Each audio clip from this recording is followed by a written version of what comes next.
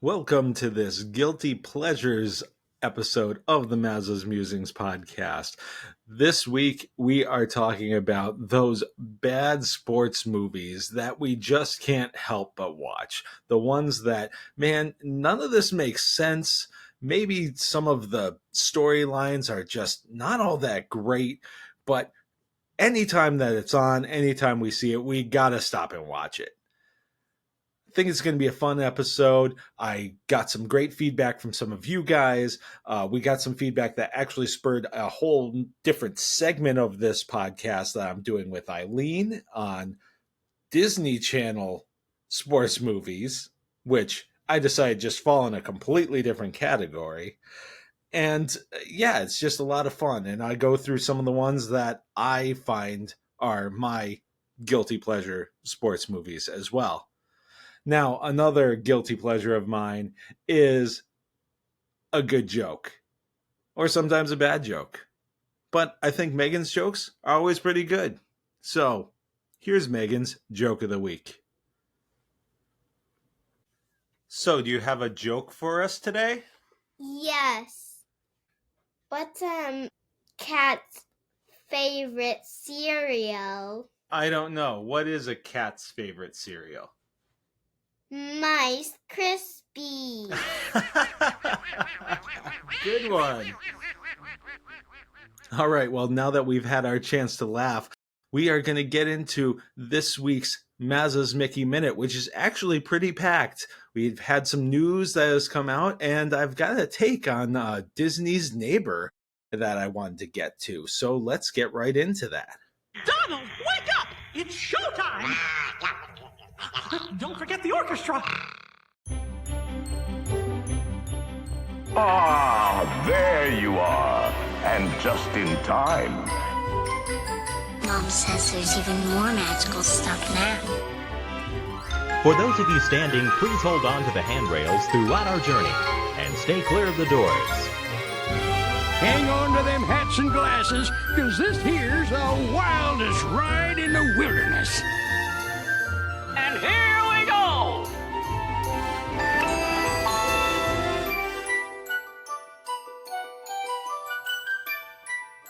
All right, so let's start with some of the news that has come out of the Disney park, specifically Walt Disney World, over the past couple of weeks.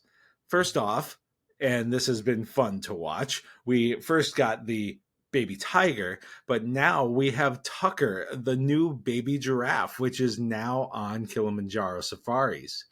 Disney released information on its Disney Parks blog and video on its social media of the quote-unquote little guy, who was the first giraffe calf to be born there since 2021. It's another example of Disney's really great conservation efforts.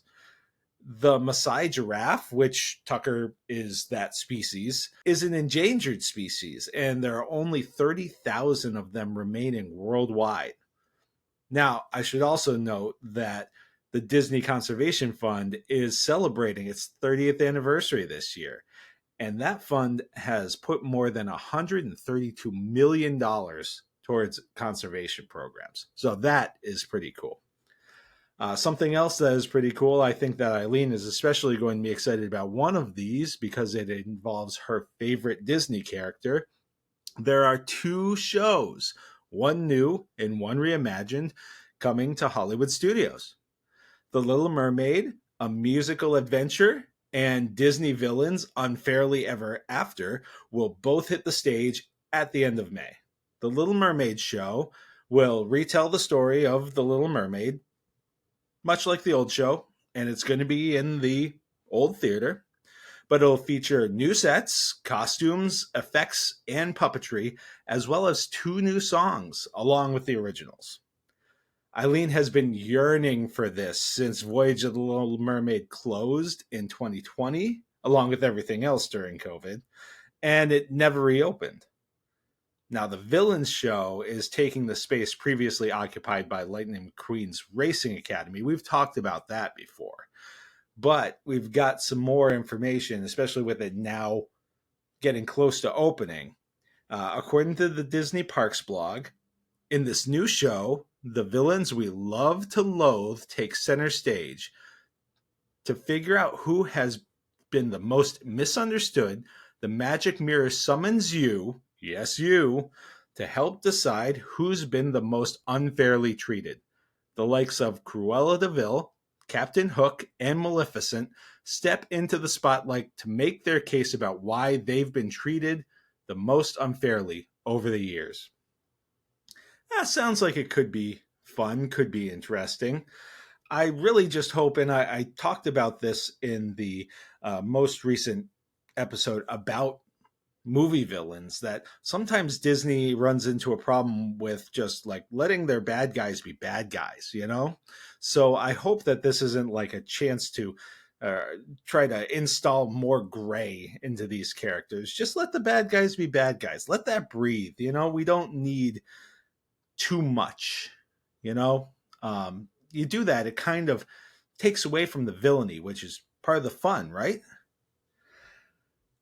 Something else that Eileen and I had mentioned in our last podcast at Disney We Used To, and that is that Disney recently announced its airport luggage transfer program. Now, when we first talked about this, it was being tested at Pop Century, but now it's expanded to all 5 of the value resorts, and that happened earlier this month. Now, this program is only for Southwest Airlines, and it's only a one-way service for departures.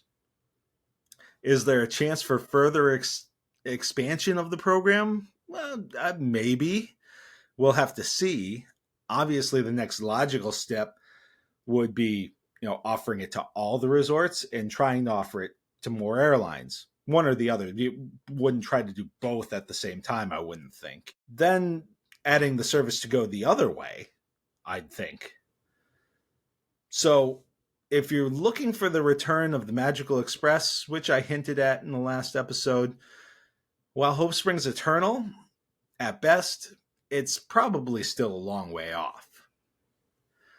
All right, so the last thing that I wanted to touch on is actually related to Universal Studios and its new Epic Universe.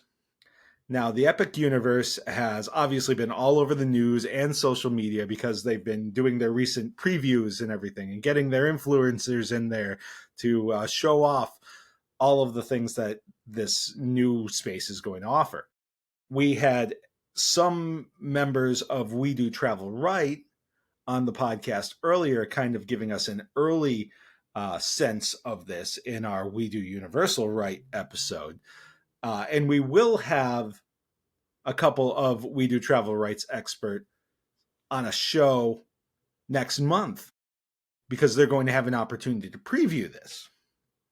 So obviously this is big news, and I felt like this had to be talked about, even though most of the time our focus here is on Disney. The one thing that I found interesting is the perception and the messaging that Disney will somehow be scared by Epic Universe. And I really don't think Disney's going to be scared. I think Disney will be impressed. I'm sure that when their people go to look at this, and I guarantee you they're going to, if they haven't already, they're going to be impressed. And I mean, from what I've seen just on social media, I'm impressed. But as impressed as I am, I don't think that they're scared for a few reasons. And one of them is people like me, people who are attached to Disney. I've been very impressed by what I've seen. It looks awesome. Nothing that I've seen, though, has made me want to take a trip to Universal more. That I've wanted to spend my money at Universal as opposed to Disney.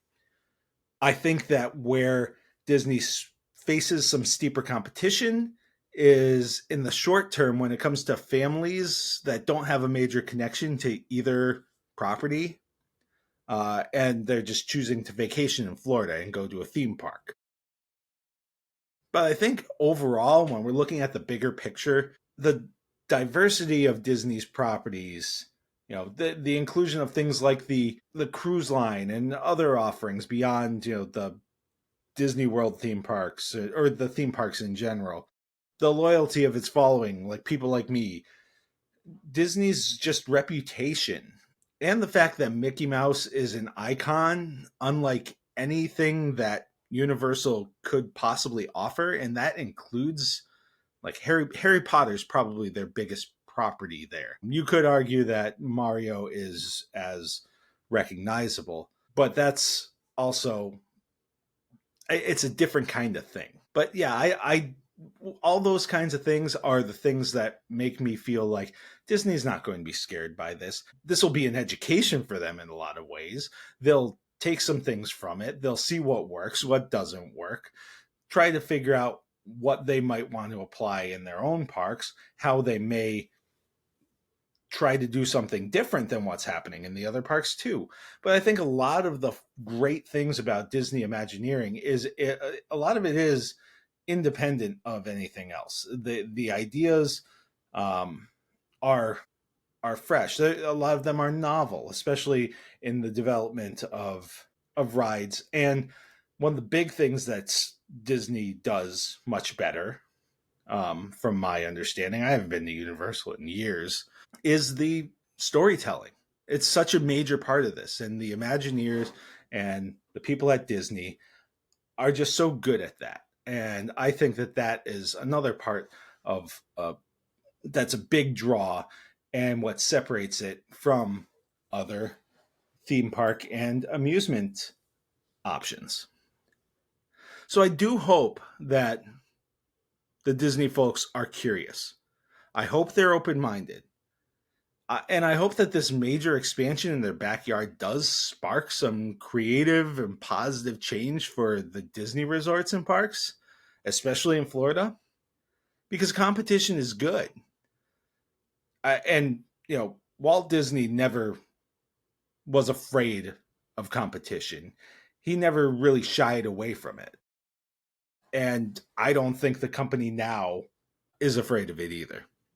So that's my 2 cents on that perception of the Universal versus Disney with Epic Universe closer to opening.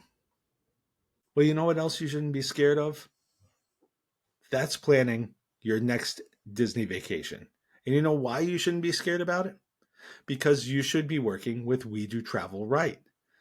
We Do Travel Right offers that concierge level service and the one-on-one support of an agent, plus other tools like the dining team, so that they can take care of your reservations, your dining, your park tickets, whatever you need.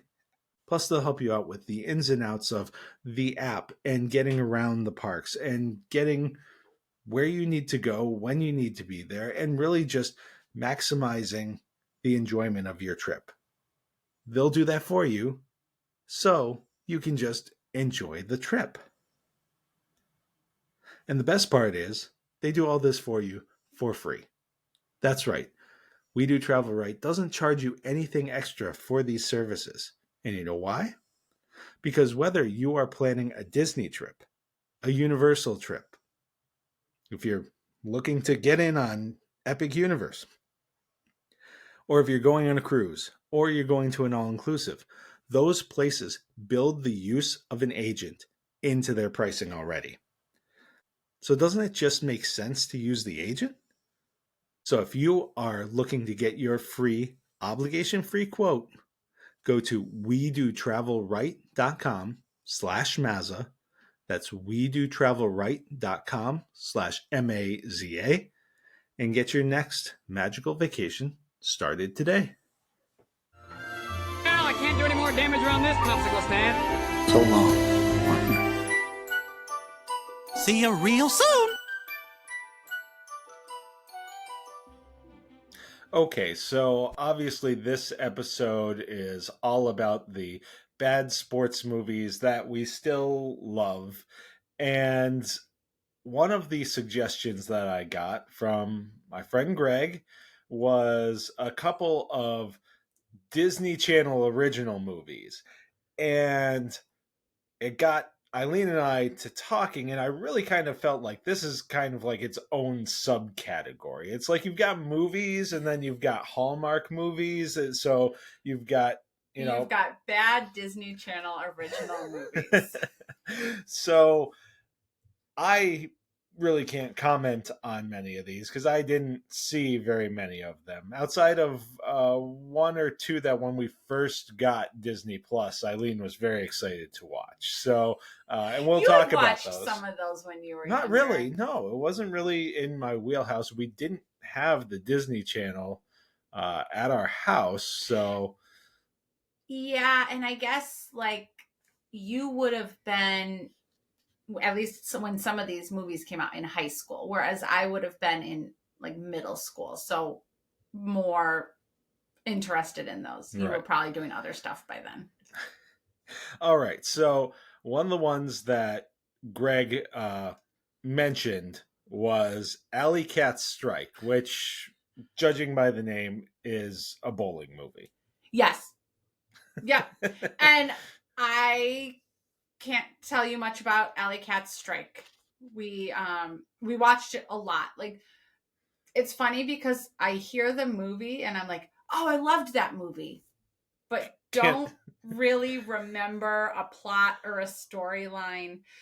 The one thing that sticks out there is like in the bowling championship, the girl who's this like super smart girl, from what I recall, the guy, one of the guys bowls a 7-10 split, and the girl steps in to try and knock down the 7-10 split, and she uses basically like science, and she like twists the ball and sends it slowly down the lane, and it ends up knocking both pins, and it's just like this twist in slow motion, and then bam, they win the championship.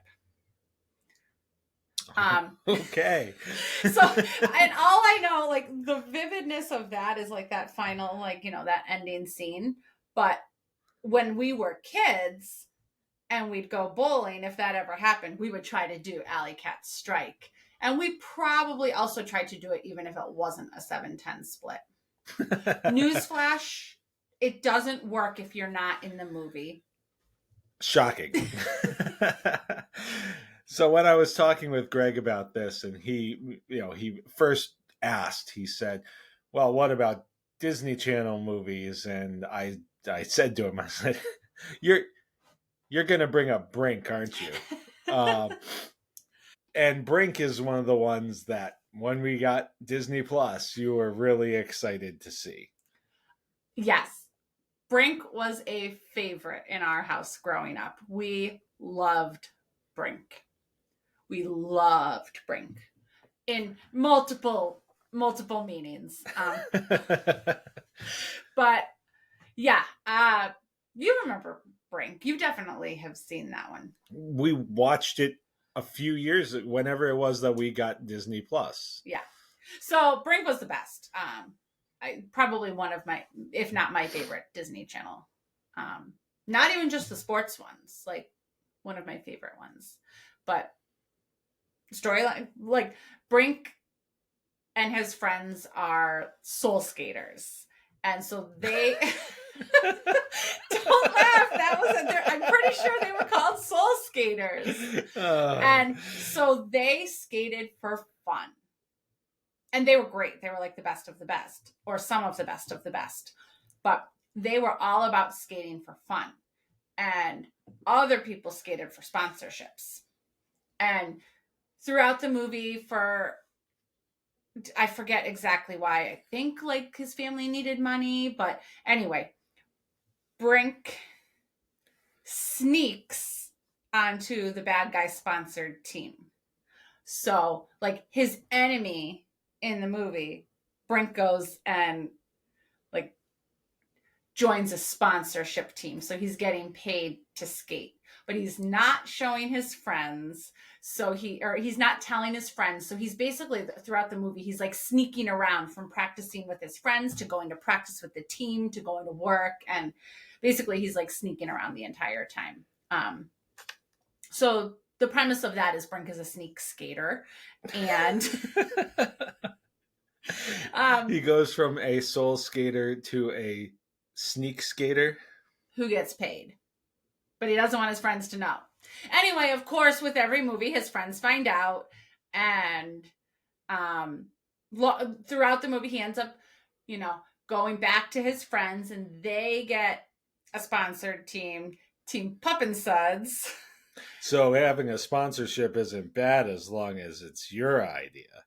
No, because that was like, I forget exactly what it was, but like Team Pup and Sons, it was the good guy team. They weren't getting paid. Like, it was just like their sponsor. But anyway, and then of course, like in the final race, the bad guy cheats and Brink gets hurt, but it all ends happily ever after. And he's with his friends and they are soul skaters on Team Pup and Suds. I'm sure I missed some stuff in there, but I can't believe that this movie hasn't been ingrained in my brain, with that riveting plot. We can watch it again on Friday night if you'd like. I'd really rather not. Right now, Megan's big thing is High School Musical. And in fact, how do we leave that? No, that's a good sports movie. Well, and it's to the point where Eileen was gone for a weekend, and Megan and I had a movie night, and she made me sit through High School Musical again.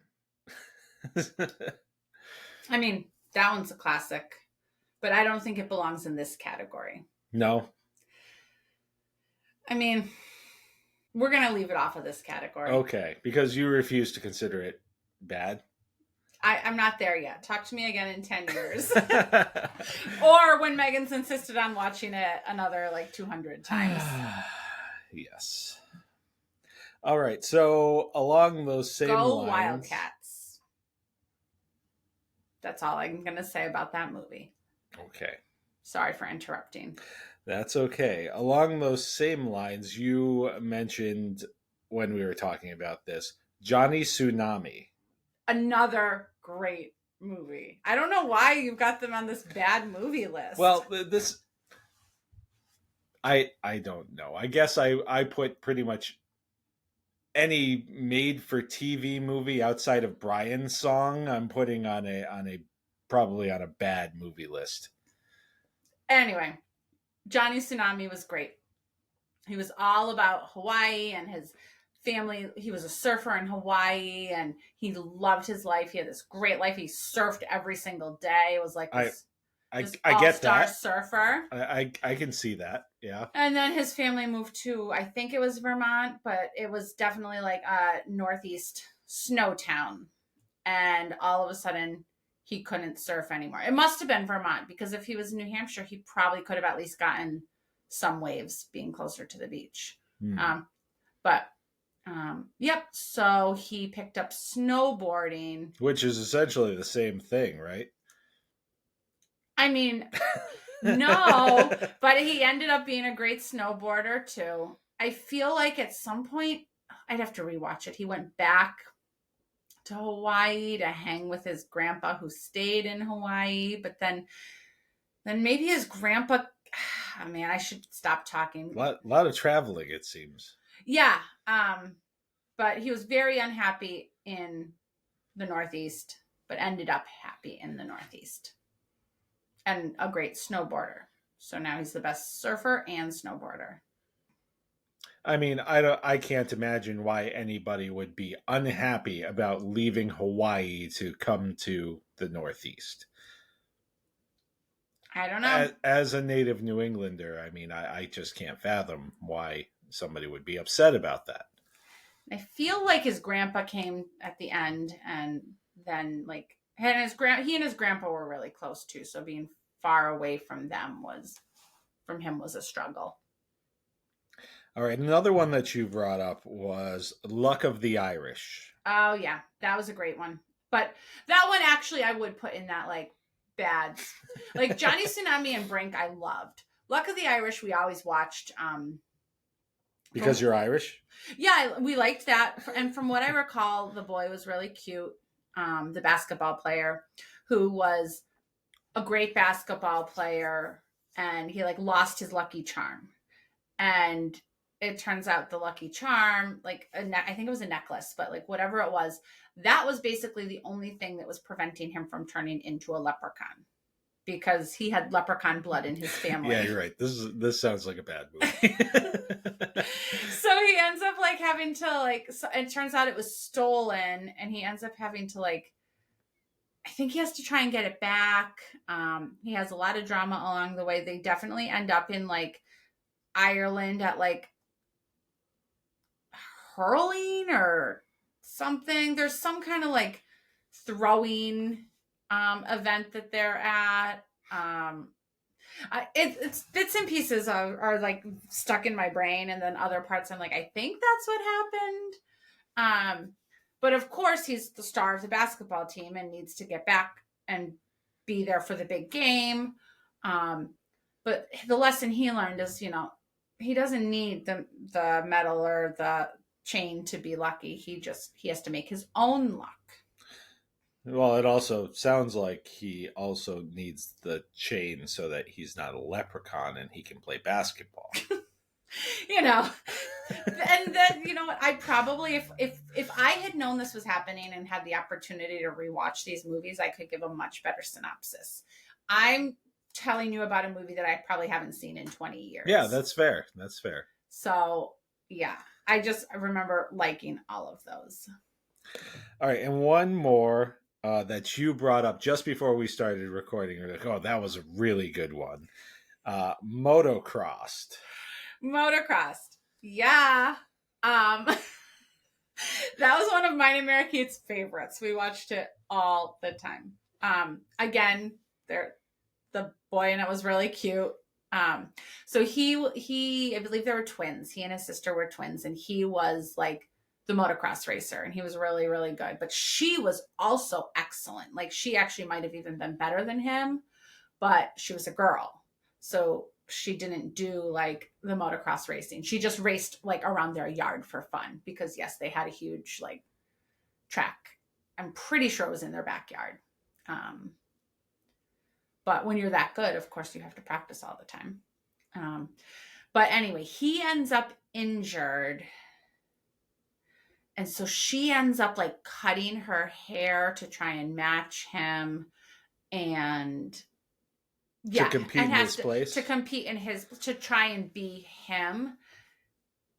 And I feel like somewhere along the way, she ends up having like a crush on another guy, but he doesn't know that she's a girl. So like he's treating them like buddies. And there's something with that I can't quite remember, but of course that ends up like turning into something too, and I think they end up having issues, but in the end, of course, she perseveres, and she does a great job racing. But yeah, I really wish I remembered all of it, but that was one that we really liked. Mary Kate and I really liked. All right, well, thank you, Eileen, for taking a few minutes to kind of go over some of the, I'm going to say it, I'll just say the Disney Channel original movies that were sports related that have stuck out in your mind. I feel like we could have a Disney Channel original movie podcast, because there's so many other good ones that are sticking out in my mind that are not related to sports. We certainly can do that. You would definitely have to lead that discussion, because I mean, outside of High School Musical, which now I've seen, I've probably seen it more times in the past few months than I had ever seen it in my life, honestly. You definitely have seen them before, because we definitely used to watch them when Haley slept over. Yes.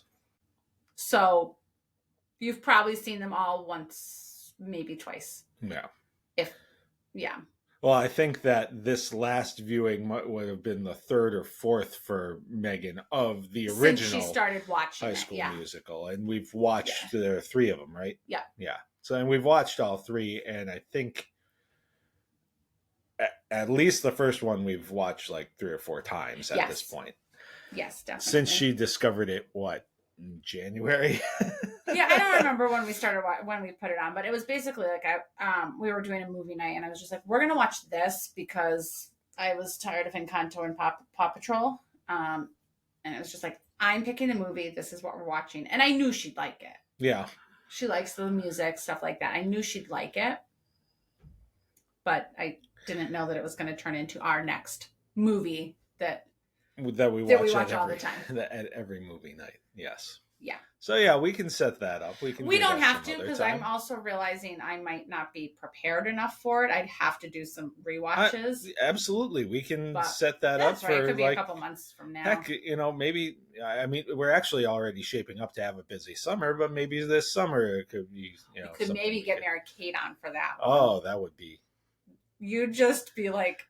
I just sit back and just let you guys have it every so Roll often. Your eyes every so often try to redirect you guys, but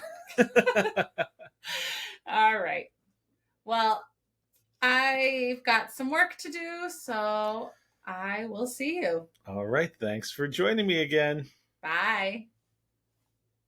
All right. So now getting into our main topic.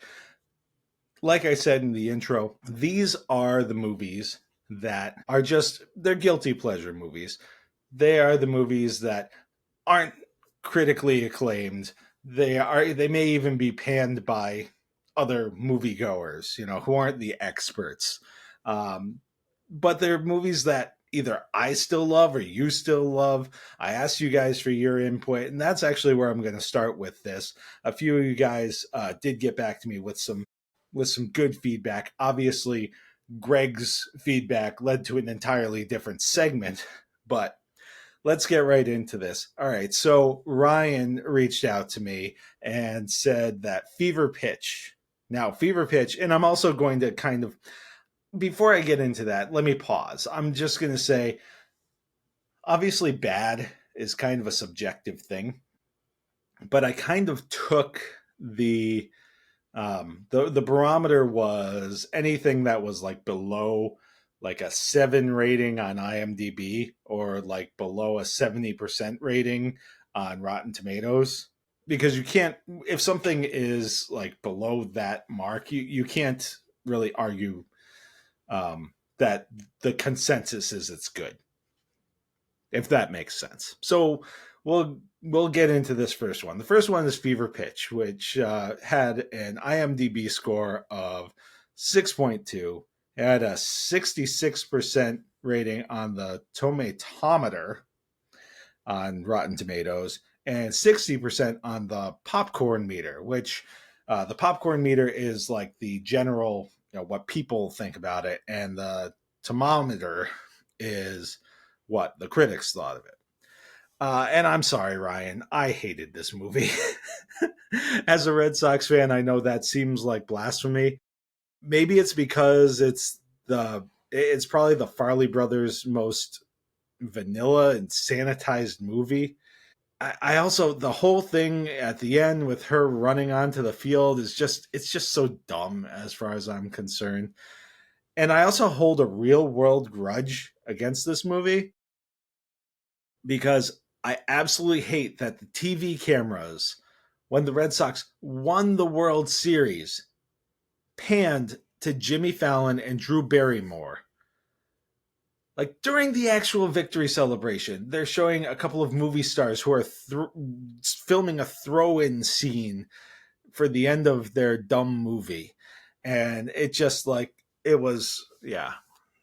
So sorry, Ryan, I'm not with you on this one. We've got the guys from Mickey and Minutes chiming in with Cool Runnings. Now, I don't see Cool Runnings as a bad movie at all. And people tend to agree. It's right on that cusp. IMDb rates it at a 7. Rotten Tomatoes, the tomatometer, I'm not even sure how you'd pronounce that, but I'm trying my best here, had it at 76%, and the popcorn meter had it at 81%. So 81% of people like you and me really enjoyed this movie. So I think that this movie has more legs than you guys are giving it credit for. I also think that I just think it's a terrific comedy, and it's got some real heart to it. So I'm with you that I love this movie. I don't think that it's as bad of a movie as you might think it is, or people don't perceive it as bad a movie as you'd think. Justin suggested Major League 2. It had an IMDb rating of 5.6.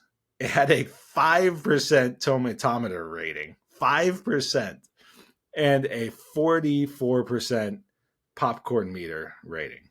And look, this movie is just pretty forgettable. The whole Wild Thing Vaughn going straight thing, which is really like the main part of this movie, it really drags. It's just not fun the way that the original was. But it does have some pretty classic lines in it, and Bob Uecker was just like a national treasure. So his involvement in this really like lifted the movie. So R.I.P. Bob Uecker, and really R.I.P. Major League 2, because I don't think I'm with you on this one, Justin. So now we'll get into some of mine, and the first one was one that actually Eileen objected to. But based on the ratings, I think that I'm correct in that it falls in the category of a quote-unquote bad movie. It's Angels in the Outfield, which had an IMDb rating of 6.2. Rotten Tomatoes, it had 31% on the tomatometer and 50% on the popcorn meter. Now, I think that based on those scores, this movie is vastly, vastly underrated. Yeah, it's cliche, but this movie knows the assignment and it executes it perfectly.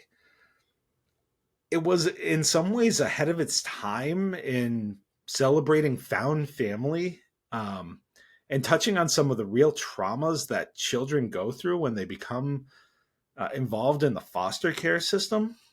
So I think that really stands out for me in this movie. And the cast is outstanding. Obviously, Joseph Gordon-Levitt is, the kid lead. Danny Glover, Christopher Lloyd, Tony Danza, all have prominent roles. But this movie also has a young Adrian Brody, Matthew McConaughey, Dermot Mulroney, and Neil McDonough. They're all in supporting roles. So give me Angels in the Outfield. All right, the next one here is not the worst movie in the Rocky franchise, because the worst movie in the Rocky franchise I have no intention of ever watching again, and that would be Rocky 5. Rocky 3, however, is a fun movie. IMDb rates it at 6.3. It's got a 65% tomatometer score, but a 75% popcorn meter score. So I'm not alone in thinking this movie is a fun movie. The critics don't agree quite as much, but there's a lot to like about this movie. Mr. T makes a great villain as Clubber Lang. There's some legitimate heartstrings moments, with Mickey's death. Carl Weathers is Apollo Creed. Another, rest in peace, Carl Weathers. And of course, Hulk Hogan as Thunderlips, this gigantic wrestler, just creates this deliciously bizarre opening to this movie that fits so well for an 80s movie. And Eye of the Tiger, still a relevant song today. Now, of course, I mentioned, the whole bizarre opening with Thunderlips and the weird charity event that they're doing. There's a lot of ridiculous in this movie that I can't explain away. Like Rocky and Apollo having their burly ocean hug after he runs fast. Or even the fact that after all the training that they did to make him all trim and, make him agile and everything like that, and he's so nimble and fast, he uses all of that for half a round and then decides, oh, I'm going to go back to what I was and keep getting punched in the face. And he called it strategy. So yeah, and somehow he still ends up winning. So yeah, ridiculous. Yes. Also fun though. Another one is a movie that when I mention it to people, a lot of people don't actually remember this movie. It came out in 1999 and it's a bit obscure. It's called Mystery Alaska. Mystery Alaska had an IMDb score of 6.7. Rotten Tomatoes, it got 37% on the tomatometer and 66% on the popcorn meter. So audiences tended to like it a little bit better than, well, I'd say significantly better than the critics. But Mystery Alaska in a lot of ways isn't your prototypical sports movie. It's more a movie about small town dynamics with hockey as an engine for the story. And if you look at it that way, it's really a fun movie. The town man whore, basically, for lack of a better word, is the mayor's wife, and they work together at the town school, are having an affair. And that's not the only woman that this guy is involved with in town. Mind you, this is a very small town in an isolated part of Alaska.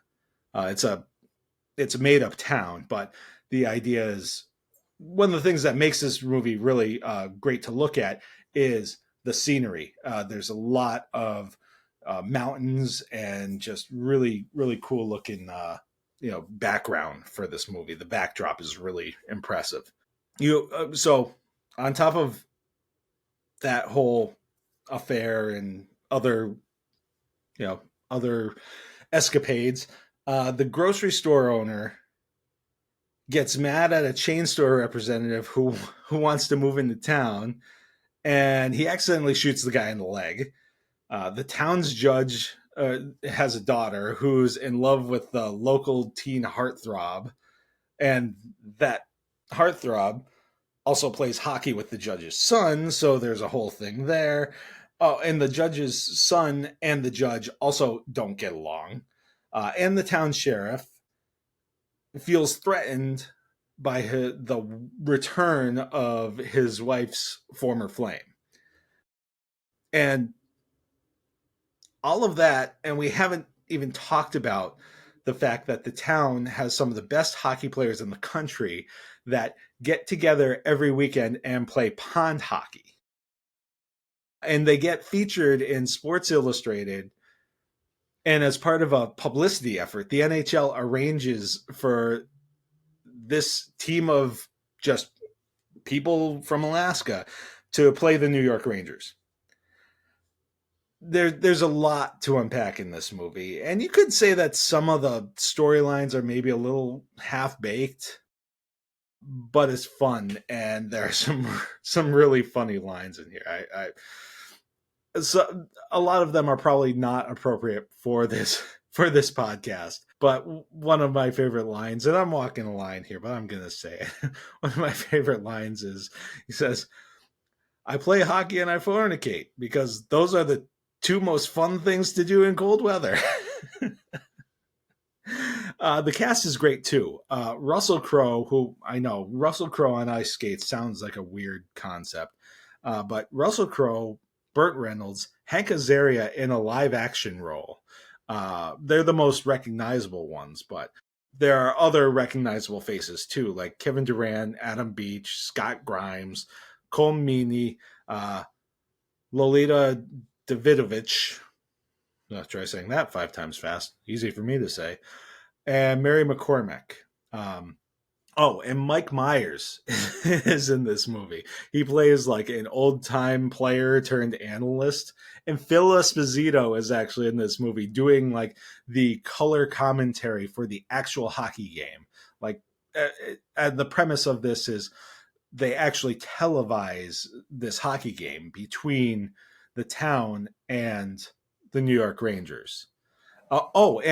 And Little Richard makes a cameo for like a minute in this movie. So yeah, if you haven't seen Mystery Alaska, it's a good movie. I enjoy it.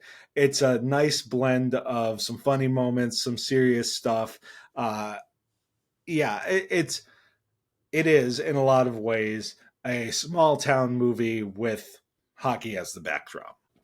All right, another one that we've all probably seen more times than some of us would like to admit, mostly because TBS used to show it regularly. It was like on a loop on TBS for a while. That's The Replacements. It had an IMDb score of 6.6. Rotten Tomatoes, it had 41 on the tomatometer and 66% on the popcorn meter. All right, let's get right down to it. This movie makes 0 sense. Professional football players go on strike just weeks before the playoffs are going to start. And in response, the owner of the team in Washington fires his coach, hires a coach he had previously fired, and then allows him to build and field a team that only has a handful of players who have even played professional football. And they're washed out. Meanwhile, apparently the cheerleaders also went on strike because they're having tryouts mid-season and no one qualified seems to want to audition, so they end up hiring a bunch of strippers. And then the team's starting quarterback crosses the picket line, so they send the movie's hero home, but evidently don't cut him or even technically make him inactive for the game, because he's watching the game from his boat and then comes in at halftime and saves the day. And beyond that, the football action is all messed up. Like, there are some movies where you look at it and it's just like, wow, they got the sport right here. The continuity works and everything like that. That is not The Replacements. For one thing, the team has no backups. Before Shane Falco, who's the hero quarterback, played by Keanu Reeves, before he shows up, the offensive coordinator acknowledges that there's no quarterback for the game on Sunday. The team is practicing and they don't have any quarterback for the game on Sunday. When they do have a quarterback, he's the starting quarterback, but he's also holding place kicks. And the team's starting safety and linebacker have to take over at running back after the team's running back messes up his knee in the biggest game of the season. And the game footage is all over the place. They're on the 50, then they're on the 30, then they're on the opponent's 45. At one point, the opposing team's quarterback is under center. And then they show the team's sideline, and there he is, number 12, standing there on the sideline. But for all its faults, this is a movie that I will stop and watch anytime I see it on TV. It's silly. It's fun. It honestly, it doesn't try to take itself too seriously. Even with Gene Hackman playing that wise old coach role. He and Keanu Reeves have some great chemistry, even if Keanu doesn't have it with his forced love interest, who's played by Brooke Langton, who's someone that I don't recall her being in anything else. But anyway, there are a couple of other notable people in this movie. Orlando Jones and Jon Favreau are great in their supporting roles here. Orlando Jones plays this speedy receiver who can't catch, and Jon Favreau is the linebacker who's just freaking nuts. All right, so moving on, we're going from football to baseball. Little Big League.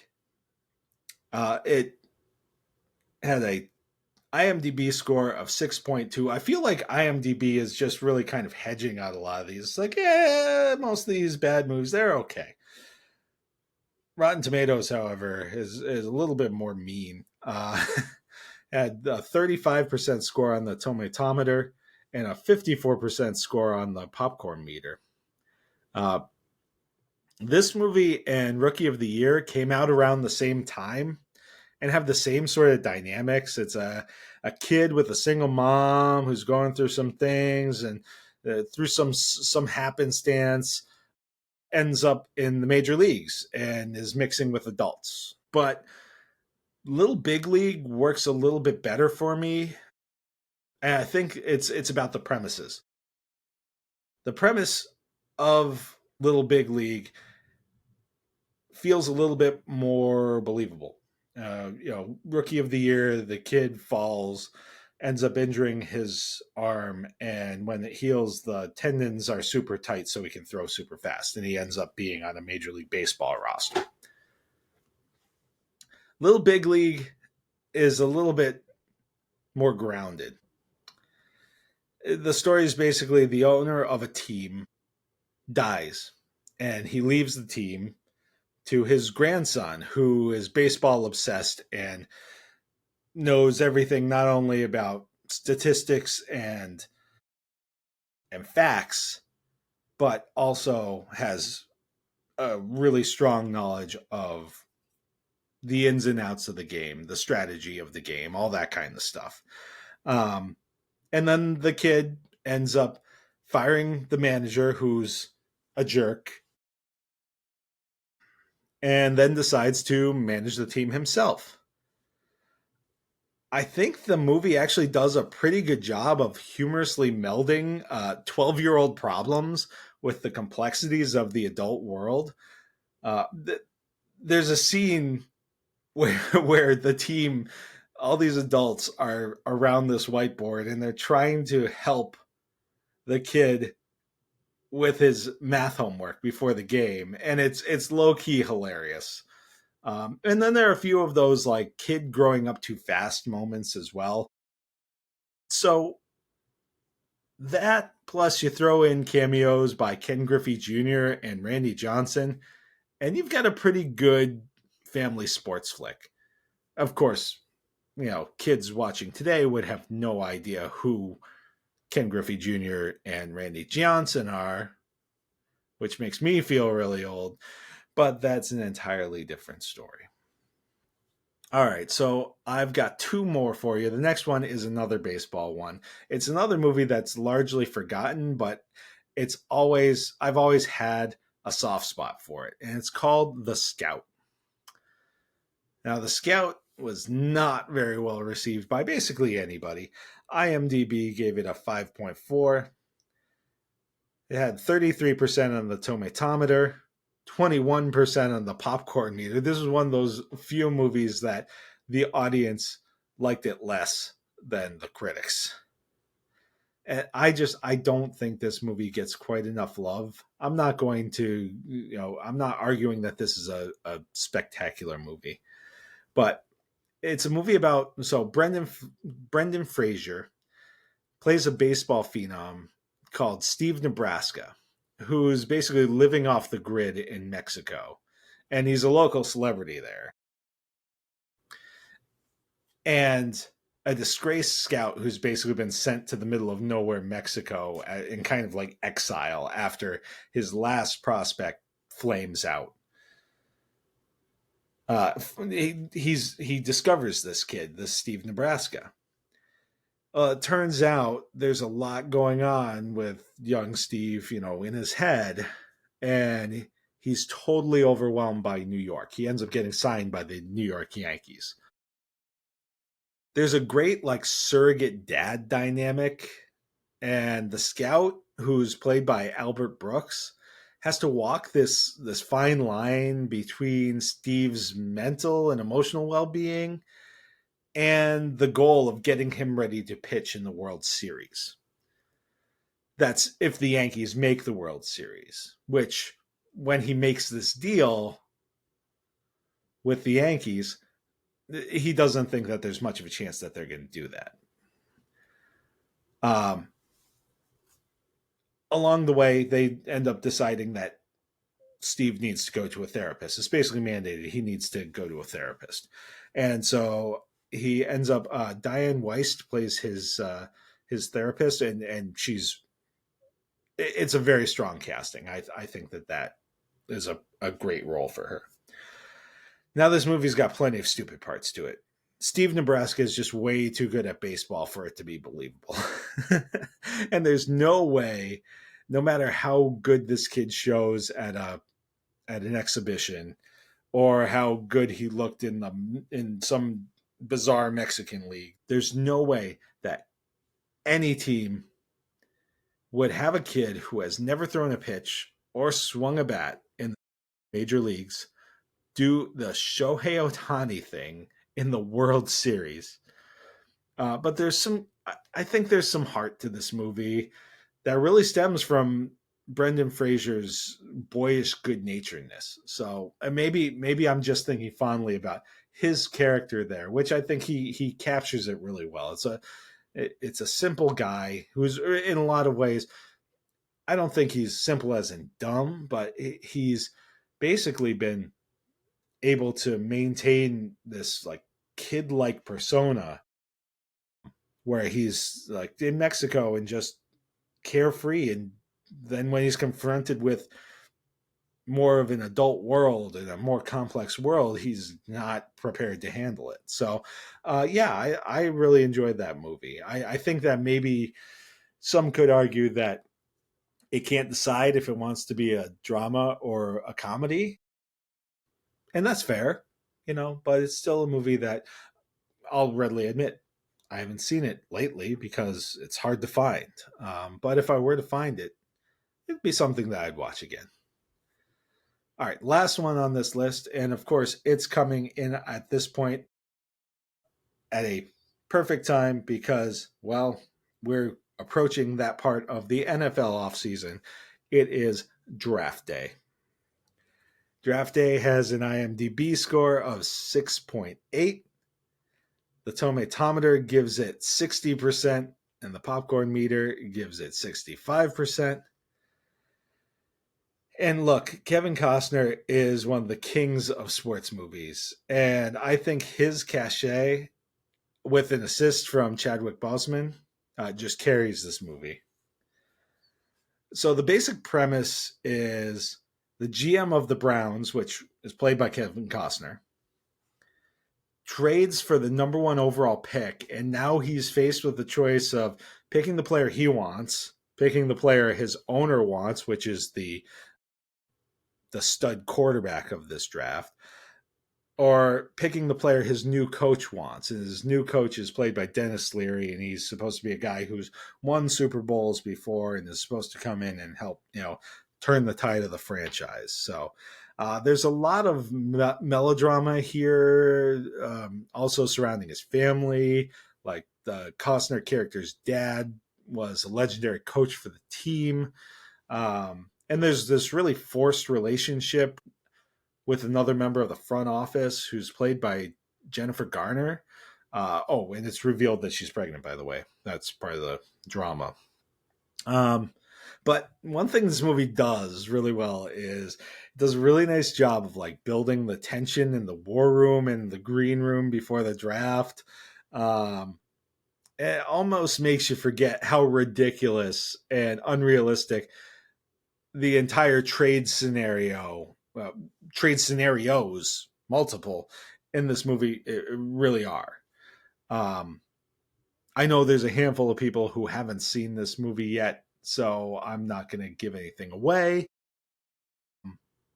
But suffice it to say, while he comes out looking like the hero, one of the outcomes in real life would have been a fireable offense for a GM on its own. So, but again, it's one of those movies, anytime that it's on, I'll watch it, especially, it does have that fun, it actually ties in with the NFL. So you've got NFL players, personalities, from like Rich Eisen is in this, and, the commissioner is actually, part of this. It's interesting how the NFL attaches itself to some properties and like refuses to be a part of others.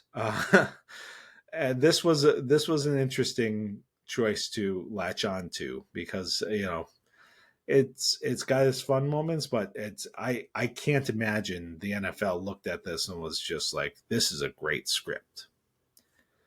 So that's the ones that I have. I did have one honorable mention, because it doesn't quite fall into that category of a movie that I'd be like, oh, I see this, I'm gonna stop and watch it. But it's a movie that I do have some fond memories of, and that's The Program, which is a college football movie.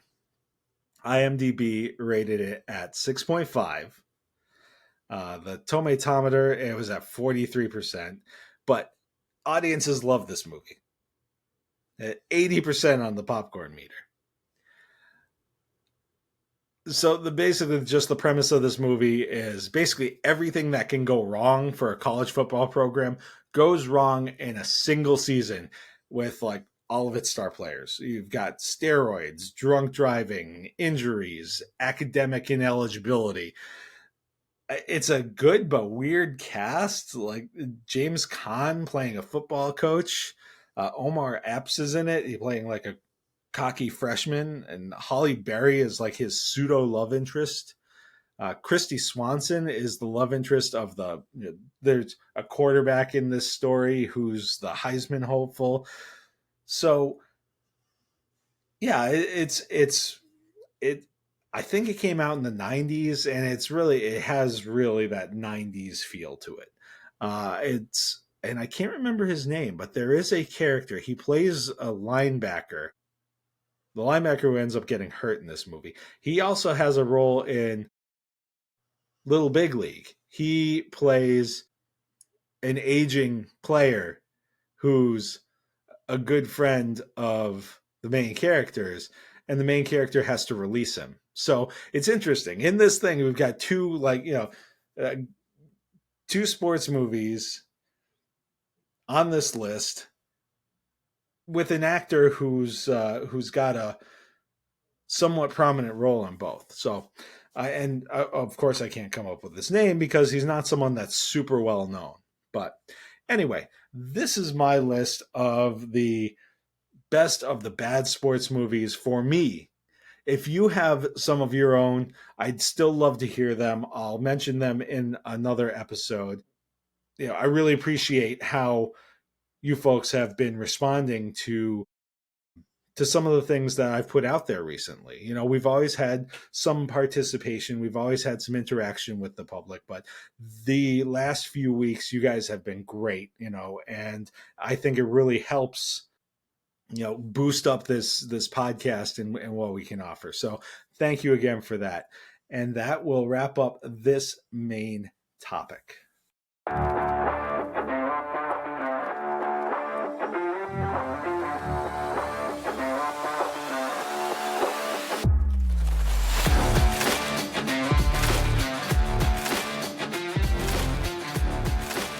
Well, thank you everybody for listening.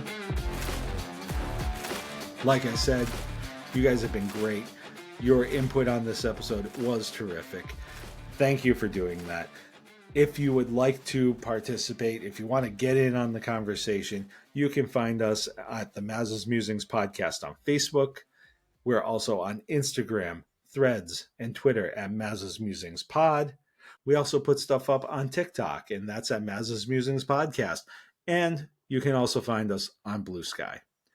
Now, you can find all of this information, plus more, on past episodes, some more information about the podcast, right on our website. That's mazasmusings.wordpress.com. And while you're there, don't forget to sign up for our newsletter, where you'll get information on upcoming podcasts.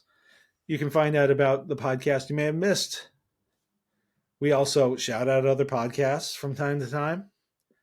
And we'll fill you in on some cool contests and sweepstakes that are going on, and as well as any other information that we find cool or interesting and want to pass along to you. Speaking of passing along, one of the best things you can do to help us and help support us is to pass us on to your friends. Word of mouth is one of the best ways to help us grow this community that we've got. And you can also help people find us by leaving a rating or a review on your favorite podcatcher, whether it's a thumbs up, a 5 stars, whatever it may be. All those things help boost us up in those algorithms that make it easier for people to find us. I'd also like to thank everybody. Last week, we actually cracked the top 5 for indie leisure podcasts for the week on Good Pods. So thank you very much for everybody who's listening on Good Pods. And if you wanted to take your support even just a little step further, on our website, you can find a link to buy us a blue milk. And buying us a blue milk is, a small way to help us with some of the monetary costs that go into putting this podcast together. However you're deciding to support us, we certainly appreciate it. Thank you so much for listening, for being a part of the conversation. And as always, I hope you have a great weekend and a great week.